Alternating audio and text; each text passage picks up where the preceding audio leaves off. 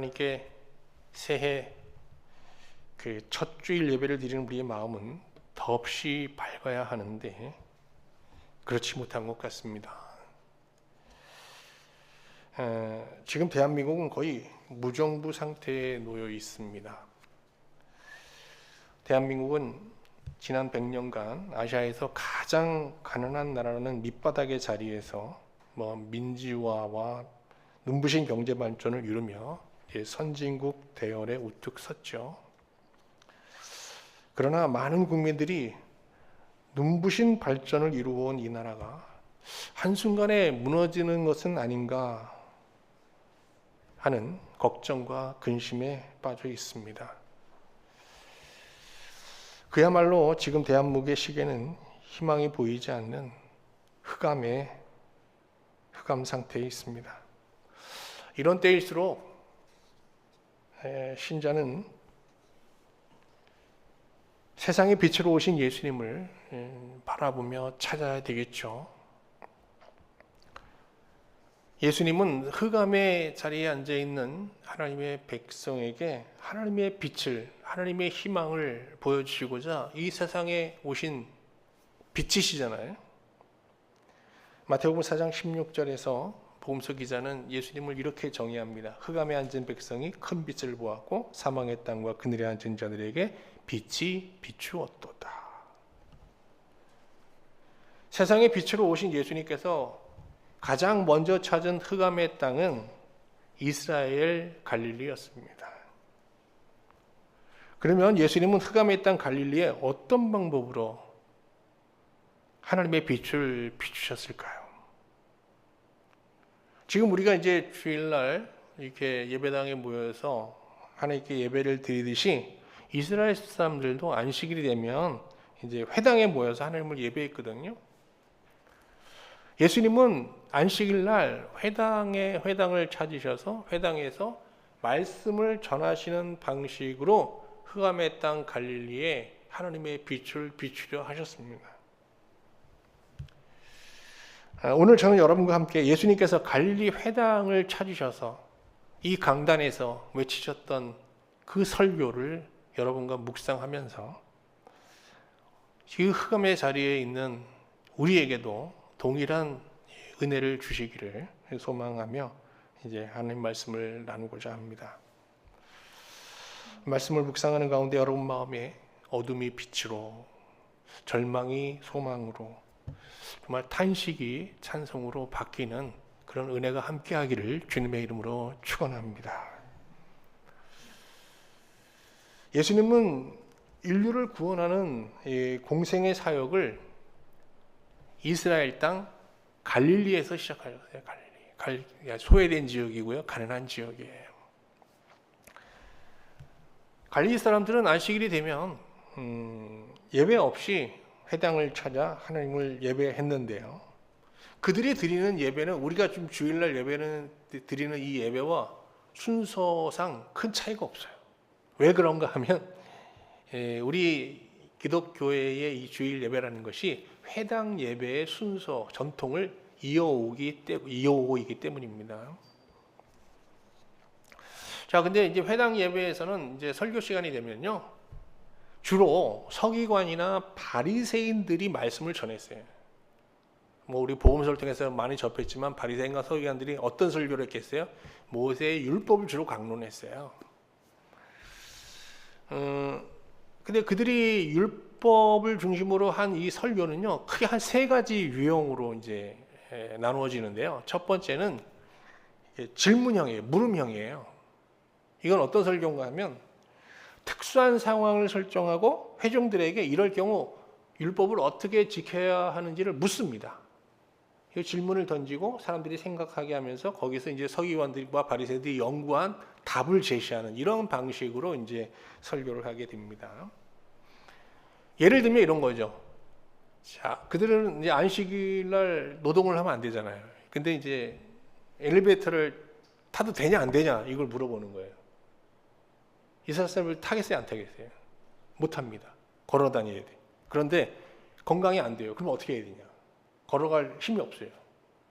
그러면 엘리베이터 앞에서 기다리다가 이방인들이 와서 엘리베이터를 누르고 타면요, 그때 따라 타는 건 문제가 안 된다. 뭐 이런 식으로 뭐 율법을 지킬 수 있는, 어기지 않고 지킬 수 있는 그런 지혜를 가르치는 이런 유의 설교입니다. 참 얍삽한 설교죠.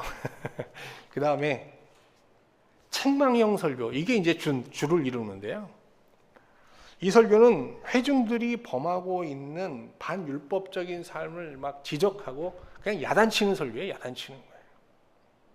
그러면서 바리새인들은 이스라엘이 지난 400년간 이렇게 뭐 바벨론, 페르시아, 그리스, 로마에 이렇게 지배를 받으며 노예로 살고 있는 것은 너희들의 반율법적인 생활 때문이다라고 하면서 이제 그들을 막 비방했습니다. 특히 여러분 창녀와 세리 같은 이제 죄인들의 죄를 막 폭로하면서 그들 때문에 이스라엘이 이런 저주 아래 있다라고 이제 그렇게 외쳤죠. 그래서 이 회당 예배에 여러분 바리새인과 세리들은 참석도 못합니다. 그리고 그들의 기도문에는 이들을 저주하는 내용이 꼭 들어가 있거든요. 그 다음에 이제 세 번째 유형의 설교는 모범형이에요. 모범형. 이 설교는 바리새인들이 자신들의 그 철저한 경건 생활을 모범으로 제시하면서 시작합니다. 그들은 자신의 이게 경건 생활을 쭉 열거하면서요, 이스라엘 백성들이 자신들처럼 율법을 철저히 지키면 지금이라도 하나님께서는 이스라엘을 다윗과 솔로몬 때처럼 번성하게 하시고 그때의 영광을 회복시켜 주실 거다라는 이게 나름 희망의 메시지를 선포하고 있었습니다. 자, 이렇게 의인임을 자처하는 바리새인들이 이렇게 선포하는 율법 강론의 설교를 듣는 회중들의 마음은 어땠을까요? 어땠을 것 같아요, 여러분? 은혜가 넘쳤을까요?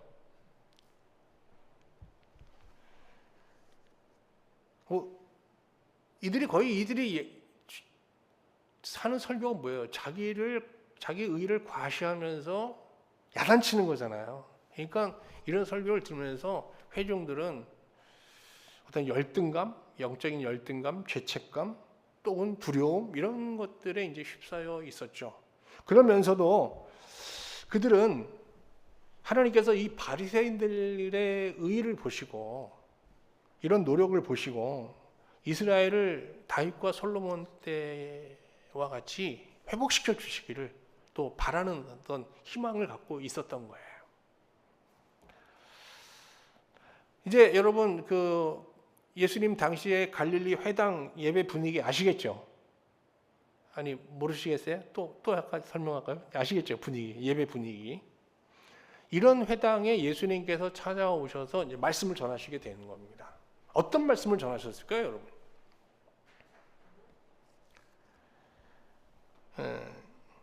복음서는 회당에서 바리새인들과 서기관들이 전한 하나님의 말씀을 율법이라고 해요.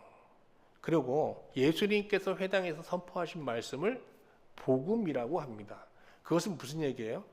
예수님이 전한 하나님의 말씀이 바리새인과 서기관들이 전하는 말씀과 어떻게 완전히 달라도 크게 달랐다는 것이죠.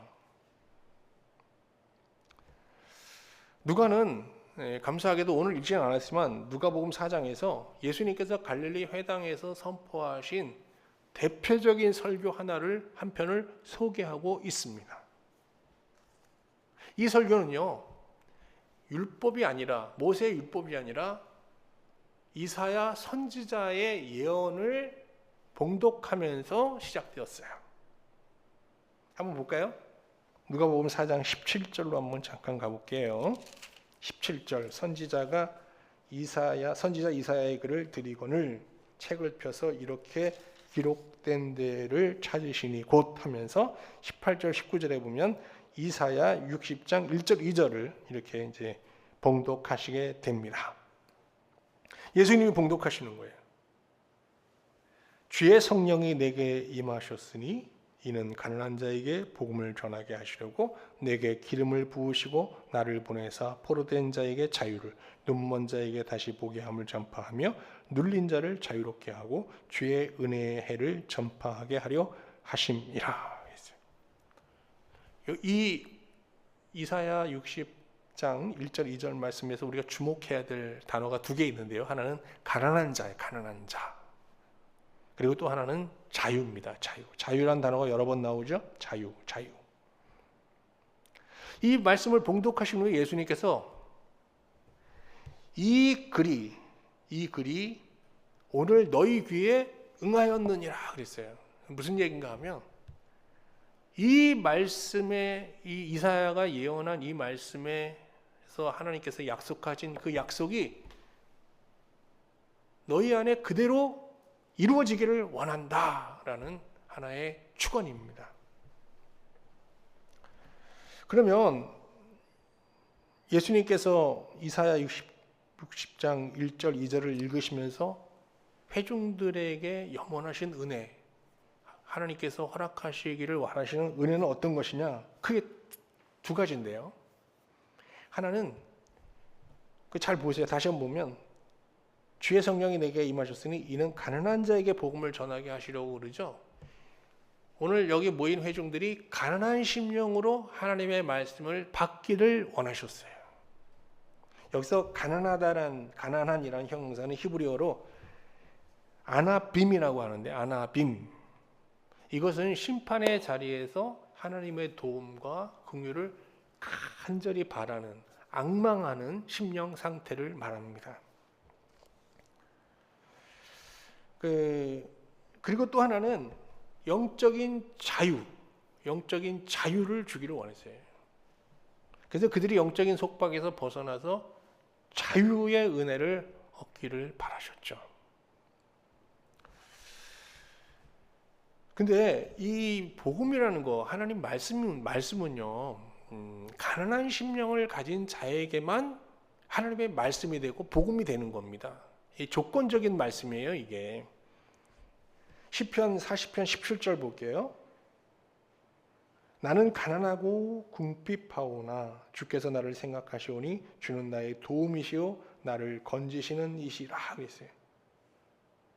이게 바로 가난한 심령이에요.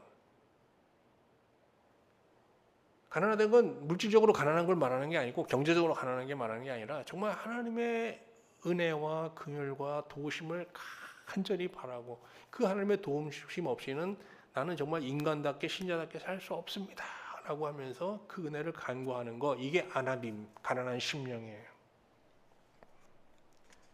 근데 이 가난한 심령으로 우리가 하나님의 말씀을 받으면 이 말씀이 우리 안에 들어와서 크게 두 가지 은혜를 이제 받게 합니다.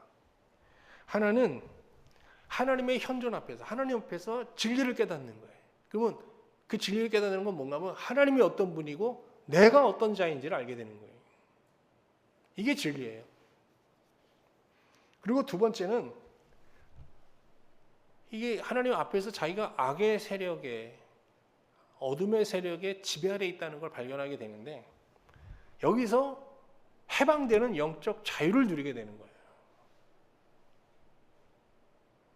그래서 이 말씀이, 하나님 말씀을 우리가 가난한 심령으로 받아들일 때 이 말씀이 우리 안에 들어와서 하나님을 알게 하고 나를 알게 하는 깨달음과 함께 영적인 자유, 영적 속박에서 우리를 해방시키는 자유를 주시는 거거든요. 그러면 이 자유를 통해서 어떻게 자유롭게 하나님과 교제하게 되는 거예요. 그런데 많은 사람들이 또 많은 시대에 이 자유를 영적인 자유가 아니라 어떤 상황의 자유로 오인했어요. 당시에 예수님 당시 이스라엘 사람들도 그렇고 이 시대 많은 신자들도 이 자유를 영적인 자유가 아니라 상황의 자유로 오인하고 있는 경우가 참 많죠. 만약에 예수님께서 복음을 믿는 자들에게 정말 약속하신 이 자유가 영적인 자유가 아니라 상황의 자유였다면 로마의 지배 아래 있던 이스라엘이 예수님이 오셔서 어떻게 해방됐어야 될 거 아니에요, 그죠? 독립했어야 될 거 아니에요. 그리고 이스라엘의 병든 자가 하나도 없이 다 고침을 받아야 되고 옥에 갇힌 자들이 풀려나야 되고. 근데 이런 일은 예수님 공생애 때 일어나지 않았잖아요. 또 예수님을 메시아로 증거하며 억울하게 이제 세례 요한은 옥에 갇히게 되는데 세례 요한도 자유를 누리지 못했어요. 그는 옥중에서 사망하고 말입니다. 예수님 자신도 마찬가지잖아요. 예수님도 억울하게 본디오 빌라도의 법정에 가셔서 십자가형을 언도받았고 그냥 자신을 해방시키지 못하고 십자가에 죽으셨어요. 예수님께서 복음을 통해서 우리에게 주시고자 하는 자유는 상황의 자유가 아니고 외적 자유가 아니고 영적인 자유, 내적인 자유란 말이에요. 우리 내면에서 일어나는 자유를 우리에게 주시고자 하는 거예요. 누가는 사도행전에서 예수님께서 복음을 통해서 우리에게 주시는 이 자유를 이렇게 다시 설명합니다. 하나님이 나사렛 예수에게 성령과 능력을 기름 붓듯 하심에 그가 두루 다니시며 선할 일을 행하시고 그 다음에 보세요. 마귀에게 눌린 사람을 고치셨으니 모든 사람을 고치셨으니 마귀에게 눌린 사람을 고치셨다는 거예요. 악과 죄와 사망의 세력에 속박되어 있는 자를 해방시켰다는 거예요. 누가가 말하는 영적 자유라는 것은 하나님의 은혜, 하나님의 능력, 성령을 힘입어서 죄의 세력으로부터 해방되어 자유롭게 하나님과 교제하며 하나님으로 인하여 기뻐하고 안식에 들어가는 거. 이게 자유예요. 이 영적 자유예요. 근데 여러분과 저도 뭐 상황적으로 자유롭지 않잖아요. 이게 상황의 속박이라는 것이 우리의 삶을 굉장히 불편하게 하니까 우리가 이제 하나님 앞에 나가서 어떤 영적인 자유보다는 상황의 자유를 먼저 구할 때가 많죠. 그건 뭐 잘못된 건 아니에요. 그러나 우리가 상황의 자유를 얻었다고 해서 하나님의 심판 아래에 있는 이 인상에서 해방될 수 있는 건 아니거든요. 이스라엘 역사상 보면은 상황적으로 가장 큰 구원을 받은 사건은 두 가지예요. 하나는 뭐예요? 출애굽 사건이잖아요. 그거보다 더 큰 구원 사건이 어디 있겠어요? 상황의 구원 사건이. 또 하나는 뭐예요? 바벨론의 포로 생활하다 70년 만에 갑자기 페르시아 고레스가 왕이 되면서 어떻게 해방되었어요. 자유를 얻었어요. 그래서 그들이 출 바벨론 한 거예요. 그래서 자유를 얻었잖아요. 근데 그 이후에 그들의 삶이 어떻게 됐어요? 정말 그들이 영적인 정말 하나님의 백성으로서 온전히 세워져서 정말 하나님의 영광을 드러내는 그런 제사장적인 삶을 살았나요? 그렇지 않잖아요. 우리는 성경을 통해서 이스라엘이 이 출애굽 출 바벨론의 이 어마어마한 구원 사건 뒤에 이스라엘의 그 죄의 역사를 똑같이 반복하고 있다는 걸 이미 알고 있지 않습니까? 우리에게 진정 필요한 자유는 상황의 자유가 아니라 영적 자유인 거예요. 이걸 깨달아야 돼요. 머리로만 아니라 우리 마음 깊이 깨달아야 돼요. 그래서 기도를 하게 되면 자꾸 상황의 자유가 먼저 구하게 되지만 이걸 뒤로 내리고 이걸 나중으로 미루고 먼저 영적인 자유를 하나님 앞에 먼저 구하려고 노력해야 된단 말이죠. 신자가 영적인 자유를 누릴 때 그때 뒤따르는 상황의 자유는 비로소 의미를 갖게 되는 거예요.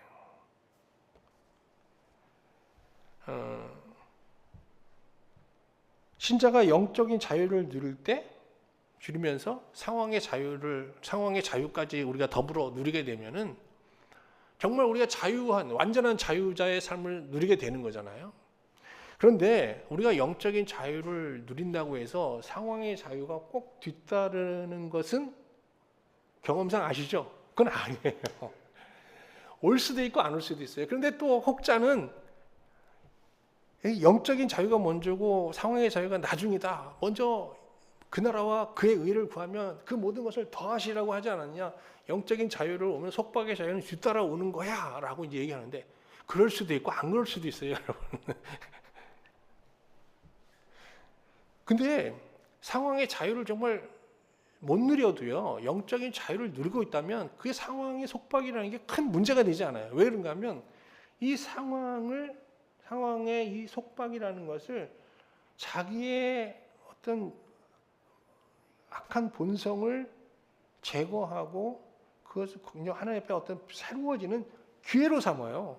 그러면서 이걸 인내하고 이걸 이용해서 어떤 영적 진보를 이루게 되는 거거든요. 그래서 상황의 자유라는 것이 우리에게 굉장히 필요한 것처럼 여겨지지만 정말 영적 자유를 누리면요. 이 상황의 속박이라는 게 전에보다는 별로 크게 문제가 되지 않는 거예요. 저도 뭐 상황적으로 녹록하지 않아요. 이런 설교를 하니까 목사님은 뭐 상황적으로 좀 자유로우니까 저런 설교하는 거 아닌가 생각할지 모르지만 상황적으로 뭐 여러분과 다를 바 없습니다. 많은 문제들이 있고 정말 제가 꼭 하나님이 좀 허락해 줬으면 하는 많은 상황의 자유들이 기도 제목 가운데 있죠. 그러나 그게 다 주어진다고 한들 제가 하나님 앞에 새로워져서 하나님과 더 친밀해지고 그럴 가능성은 그렇게 높지 않습니다. 아무튼 이러한 하나님의 축복, 자유의 구원이라는 것은 심령이 가난한 자에게 주어지는 거거든요. 그래서 예수님은 그 팔복 설교에서 이렇게 얘기하잖아요. 심령이 가난한 자는 복이 있나니 천국이 그들의 것이미요 그러셨어요. 여기서 하나님 나라는 죽어서 들어가는 뭐 타계적인 천국, 죽어서 가는 천국을 말하는 게 아니고요. 죄의 속박에서 벗어나 자유롭게 하나님과 교제하는 지금 현재, 지금 여기서 누릴 수 있는 현재적 하나님 나라를 말하는 거예요. 이처럼 예수님께서는 안식일 갈릴리 회당의 예배에 참여하시면서 그 예배 중에 하나님 말씀을 통해서 흑암의 자리에 있는 갈릴리 백성들에게 하나님의 희망, 하나님의 빛, 즉 뭐예요? 영적 자유를 주시고자 했어요. 이 말씀에 대한 갈릴리 사람들의 반응은 어땠을까요? 이 나사렛 사람들과 가버나움 사람들의 이 반응이 완전히 엇갈렸는데요. 나사렛 사람들은요, 이 예수님의 설교에 굉장히 반감을 갖고 거부했습니다. 반면에 가버나움 사람들은 예수님이 전하는 이 말씀을 하나님의 말씀으로 받으면서 정말 영적 자유를 누리면서 정말 하나님의 빛, 희망을 발견하게 되죠. 먼저 우리 나사렛 사람들의 반응부터 한번 살펴볼게요. 나사렛 사람들은 예수님이 전하는 이렇게 말씀을 들으면서 이게 바리새인과 서기관들이 전하는 말씀과 다르네. 그러면서 저 사람 누구야? 저 사람 요셉의 아들 아니야? 아이고, 배운 것도 없는 사람이 여기 강단에 서갖고 내가 그러면서 예수님이 전하는 말씀을 사람이 하나님의 말씀으로 받지 않고 그냥 사람이 전하는 말로 받았습니다. 그리고 예수님의 학력이나 뭐 자라온 배경 이걸 염두에 두면서 그의 예수님이 전하는 말씀을 저평가했죠. 예수님께서 이게 나사렛 사람들이 이렇게 하나님 말씀을 복음을 거부하자 갑자기 엘리야가 사마리아 여인을 구원한 사건과 선지자 엘리사가 이방인 나만 장군을 치유한 사건을 소개합니다. 생뚱맞죠 좀? 한번 확인해 볼까요? 누가복음 4장 26절인데요. 26절, 27절이에요. 한번 잘 들어보세요. 내가 참으로 너희에게 이르노니 엘리야 시대에 하늘이 3년 6개월간 닫히어 온 땅에 큰 흉년이 들었을 때에 이스라엘에 많은 과부가 있었으되 엘리야가 그중 한 사람에게도 보내심을 받지 않고 오직 시돈 땅에 있는 사렙다 한 과부에게 뿐이었으며 또 선지자 엘리사 때에 이스라엘에 많은 나병 환자가 있었을 때 그 중에 한 사람도 깨끗함을 얻지 못하고 오직 수리아 사람 나만 뿐이었느니라 그랬어요. 이게 무슨 말일까요? 이는 이스라엘이 하나님의 복음을 받지 않으면 이 복음이 사렙다 과부나 나만 장군과 같이 가난한 심령으로 하나님의 은혜를 구하는 이방인들에게로 넘어갈 것이다 라는 그 하나님의 어떤 섭리를 예언한 거거든요. 그러자 나사렛 사람들은 아니 우리를 이방인보다도 못한 사람으로 여겨? 하면서 갑자기 분노합니다. 그래서 예수님을 동네 밖으로 쫓아내어서 산 낭떠러지로 끌고 가 밀쳐 죽이려고 합니다. 한번 확인해 볼까요? 28절, 30절 회당에 있는 자들이 이것을 듣고 다 크게 화가 나서 일어나 동네 밖으로 쫓아내어 그 동네에 건설된 산 낭떠러지까지 끌고 가서 밀쳐 떨어뜨리려고 하되 예수께서 그들 가운데로 지나서 가시니라. 이처럼 예수님은 나사렛 회당을 찾아 말씀을 전하면서 그 말씀이 약속하는 바 그들에게 정말 진정한 영적 자유를 주고자 했지만 거절당했습니다. 예수님은 나사렛에서 쫓겨나신 후 가버나움을 찾게 됩니다. 예수님은 이곳에서도 안식일 날 가버나움 회당에 들어가셔서 동일한 복음을 전하시게 되죠. 그런데 가버나움 사람들의 복음에 대한 반응은 나사렛 사람들과 사뭇 달랐습니다. 4장 32절입니다. 그들이 그 가르침에 놀라니 이는 그 말씀이 권위가 있음이로라. 이 사람들이 예수님이 전하는 말씀을 듣고 놀랐어요. 놀랐다는 건 첫 번째 놀란 건 뭔가 하면 이게 바리새인과 서기관들이 전하는 말씀과 너무 달라서 놀랐겠죠. 먼저는. 그런데 다시 한번 놀라요. 뭐냐? 이 말씀에서 어떤 권위를 느낀 거예요. 여기 권위라는 건 엑수시아라고 하는데요. 그 뜻은 위로부터 온 것이라는 뜻이에요. 위로부터 내려온 이런 거예요. 그러니까 가버나움 사람들은 예수께서 선포하시는 예수님의 말씀을 들으면서 이 말씀이 그냥 연구에서 나온 말씀이 아니라 공부에서 나온 말씀이 아니라 이 땅에 떠돌아다니는 진리를 전해주는 얘기가 아니라 정보적인 차원의 메시지가 아니라 하나님으로부터 받아서 전하는 하나님으로부터 온 말씀이라는 것을 직감했던 거예요. 그러니까 어떻게 된 거예요? 말씀을 들으면서 어떻게 되는 거예요, 여러분? 저를 한번 보세요. 그냥 하나님의 현존 앞에 있게 된 거예요. 말씀을 듣는 순간 이게 하나님의 현존 앞에 그냥 그들이 서게 된 거예요. 그러면 여러분 어떻게 되겠어요? 어마어마한 두려움이 몰려오죠. 그리고 하나님 앞에서 자기 자신을 돌아보게 되는 겁니다. 이전까지 자기가 몰랐던, 은폐하고 있었던 모든 것이 드러나는 거예요. 이런 은혜를 경험한 거예요. 이렇게 해서 놀랐다는 거예요. 이 놀랐다는 게 두려움도 포함되어 있는 거고요. 어떤 경이로움도 포함되어 있는 거고 다양한 감정이 포함되어 있는 거예요. 그런데 이때 회중 안에 은밀하게 숨어있던 더러운 귀신이 더 이상 숨어있지 못하고 예수님 하나님의 현존 앞에서 정체를 드러나게 됩니다. 그러니까 예수님께서 그 귀신, 정체를 드러낸 귀신을 향해서 꾸짖죠. 그리고 그 사람에게서 나오라고 명하시게 되는데요. 누가복음 4장 35절 말씀 볼게요. 예수께서 꾸짖어 이르시되, 귀신에게 꾸짖는 겁니다. 잠잠하고 그 사람에게서 나오라 하시니 귀신이 그 사람을 무리 중에 넘어뜨리고 나오되 그 사람은 상하지 아니한지라.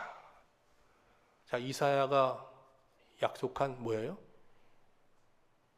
이 어둠과 악의 권세에서 해방되는 자유가 그 가버나움 회당에서 하나님의 말씀을 듣는 중 그대로 실현된 거예요. 응하게 된 거예요.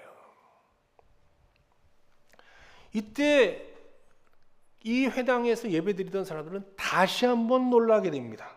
여기서 놀란다는 단어가 또 한 번 나오는데 이 앞에서 놀란다하고 뒤에 나오는 놀란다하고 좀 달라요. 똑같은 단어가 아닙니다. 이 뒤에 나오는 이 놀라다는 담부스라고 하는데요. 이거는 더 큰 놀라움을 뜻하는 거예요. 그럼 왜 놀랐어요? 이 하나님의 말씀 속에 동반된 그 악의 세력을 제어하고 우리에게 해방시키는 그 어마어마한 권세를 보고 놀란 거거든요.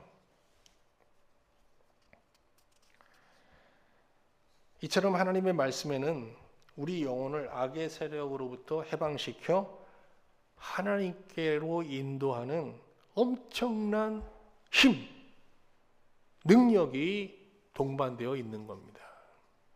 디나미스라고 하죠. 하나님의 말씀에는, 복음에는 이런 능력이 동반되어 있는 거예요.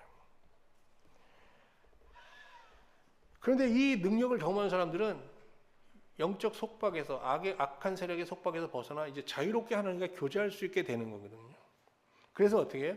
하나님 안에서 안식과 평안을 누리게 되는 겁니다. 그러니까 이 가버나움 회당 사람들은 어떻게 됐어요? 이 예수님이 통하여 주시는 말씀을 듣고 이 말씀을 받아들이고 이 말씀을 통해서 하나님의 복음이 약속한 구원이 임하면서 자유를 누리면서 어떻게 했어요? 안식에 들어가게 된 거예요. 안식일 날 예배하면서 정말 안식하게 되는 거예요. 지금까지 우리는 예수님께서 선포하시는 말씀에 대한 나사렛과 가버나움 회당의 반응을, 상반된 반응을 차례로 살펴보았습니다. 이상에서 보는 것처럼 두 회당은 모두 안식일 날 회당에 모여 하나님을 예배하고 말씀도 들었어요.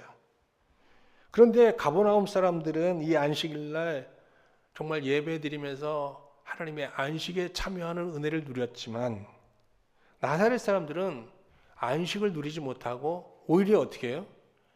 분노와 어떤 증오심을 가지고 예수님을 죽이려고 하는 이 안식일 날 이렇게 분노와 살인하는 감정에 휩싸였단 말이죠. 무엇이 이런 차이를 만들어냈을까요? 차이가 뭐예요? 이 두 회당의 차이가?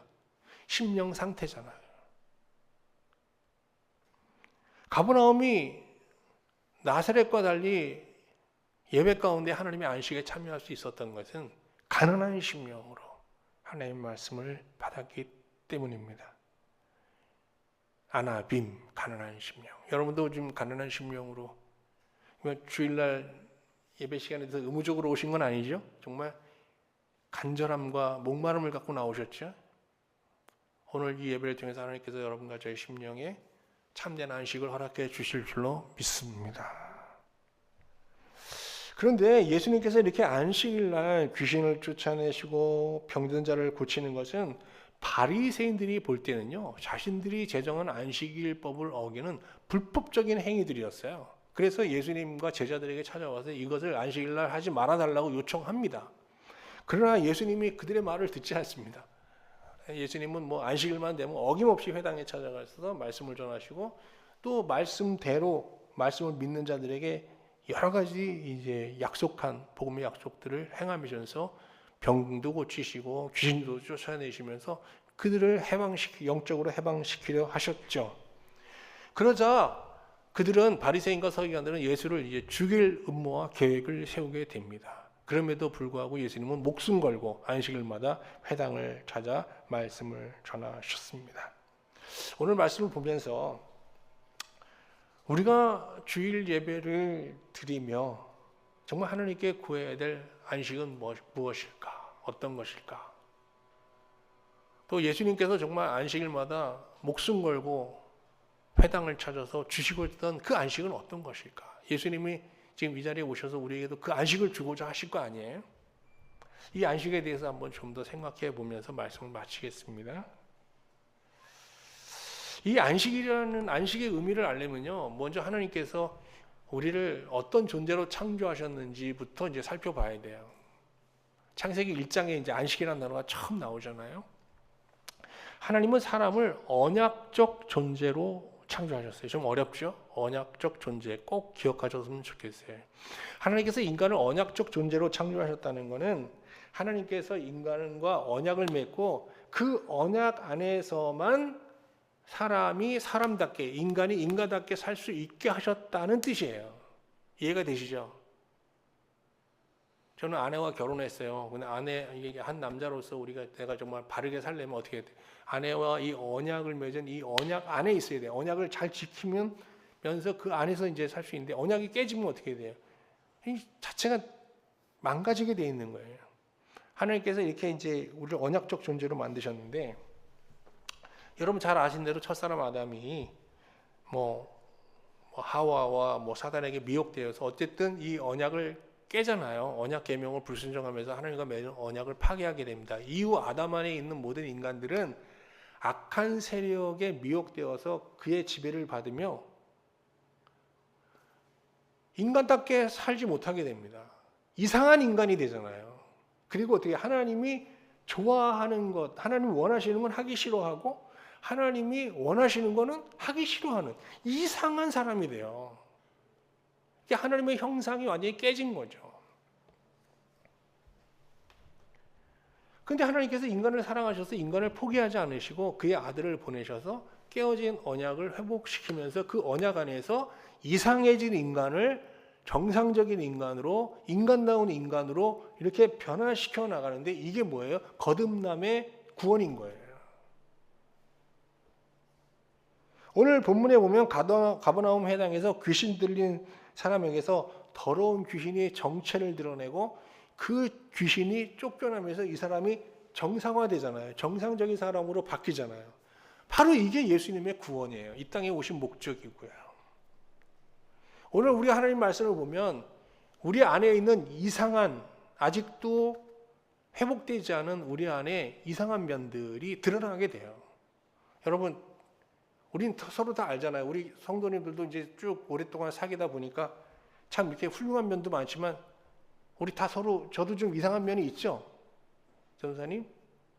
예, 저도 좀 이상하고 있다잖아요. 우리가 다 이상한 면이 있어요. 다 얘기 안 해서 그렇지 다 알아요, 서로. 그 예배가 뭐냐? 예수님의 구원 사역이 뭐냐? 이 이상한 면을 드러내는 거예요. 그래서 이 하나님의 언약 안에서 우리를 불러서 야, 이거 고쳐야 되지 않겠냐?